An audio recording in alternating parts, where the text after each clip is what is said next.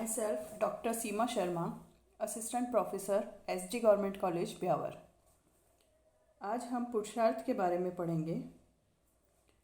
पुरुषार्थ एवं वर्णाश्रम व्यवस्था हिंदुओं की जीवन पद्धति के प्रमुख आधार रहे हैं। हिंदू जीवन दर्शन में पुरुषार्थों के रूप में व्यक्ति के विभिन्न कर्तव्यों का उल्लेख किया गया है। भारतीय धर्म ग्रंथों में जीवन के 4 आधारभूत कर्तव्यों के रूप में पुरुषार्थ का उल्लेख किया गया है। ये कर्तव्य हैं धर्म, अर्थ, काम और मोक्ष। राधा कमल मुखर्जी ने लिखा है कि वर्णों और आश्रमों के धर्मों और उत्तरदायित्व की पूर्ति मनुष्य द्वारा 4 पुरुषार्थों के आकलन पर ही निर्भर करती है। इस प्रकार से पुरुषार्थ का तात्पर्य जीवन के 4 प्रमुख लक्ष्यों की प्राप्ति हेतु उद्यम या प्रयत्न करना है। पुरुषार्थ 4 माने गए हैं: धर्म, अर्थ, काम और मोक्ष। पहला है पुरुषार्थ धर्म। हिंदुओं में धर्म का अर्थ कर्तव्य से लिया गया है।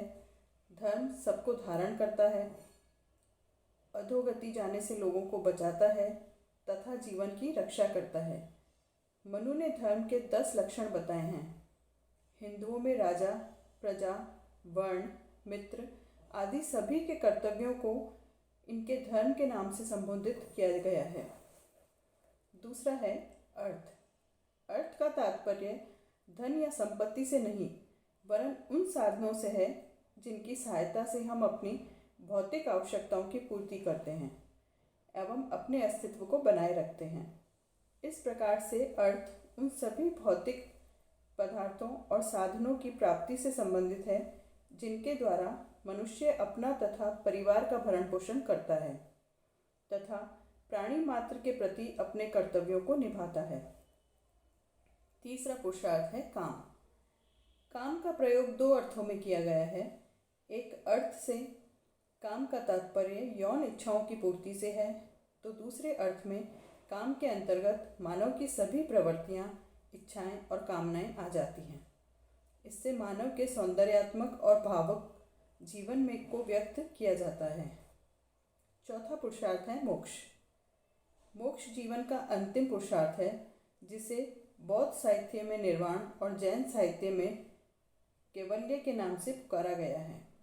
मोक्ष का अर्थ है हृदय की अज्ञानता का नाश।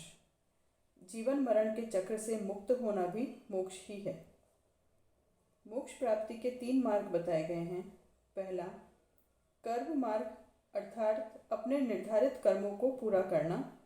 दूसरा ज्ञान मार्ग, अर्थात मन से ईश्वर का चिंतन और मनन करना।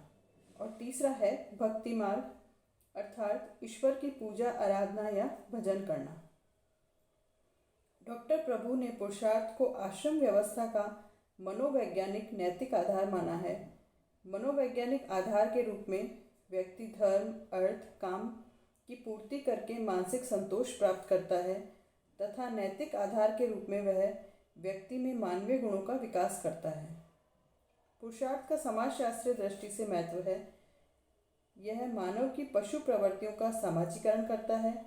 यह व्यक्ति को अपने कर्तव्यों के पालन की प्रेरणा देता है। यह व्यक्ति के समूह के बीच संबंधों को नियंत्रित करता है। काम पुरुषार्थ की पूर्ति से मानव समाज की निरंतरता बनी रहती है।